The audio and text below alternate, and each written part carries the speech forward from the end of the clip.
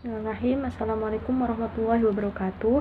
Saya Sayyidah Lutfiah, NIM 126207202026. Di sini saya akan menjelaskan secara singkat apa yang saya pahami dari tema 1. Tema 1 ini berjudul Konsep Dasar Perencanaan Pendidikan Islam. Nah, jika kita berbicara tentang konsep dasar, pasti itu tidak luput dari yang namanya pengertian. Nah, apa sih pengertian dari perencanaan pendidikan itu? Yang saya ketahui, pengertian perencanaan pendidikan itu yaitu suatu proses di mana proses tersebut itu dilakukan untuk proses perencanaan di mana dalam prosesnya itu tuh untuk mencapai tujuan yang diinginkan. Intinya seperti ini.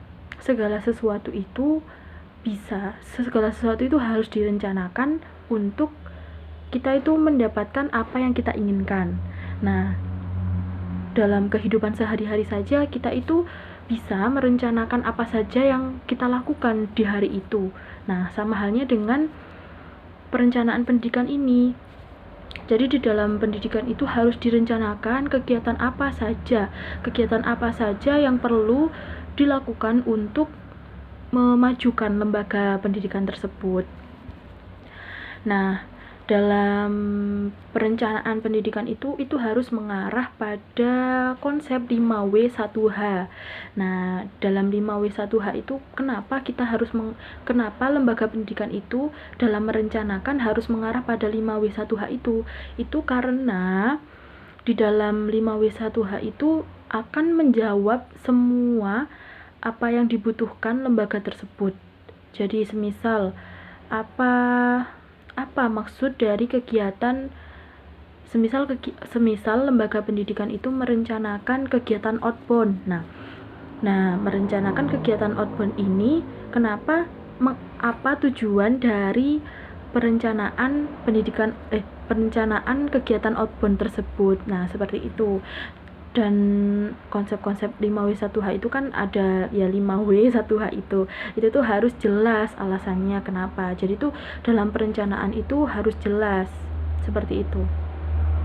Selanjutnya dalam perencanaan itu bisa dalam waktu yang untuk jangka panjang ataupun jangka yang dekat. Jadi itu tidak semua perencanaan itu bisa dilakukan hanya untuk waktu jangka pendek saja. Semisal untuk jangka panjang itu boleh kita rencanakan untuk masa yang akan datang. Semisal kita merencanakan untuk target 5 tahun ke depan. Nah, itu tuh bisa direncanakan dalam lembaga pendidikan tersebut.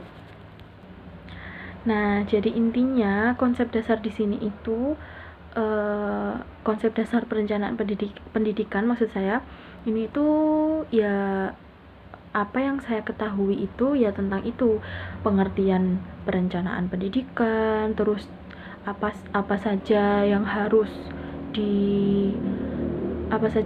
dibahas dalam perencanaan itu yang meliputi 5W1H tentunya.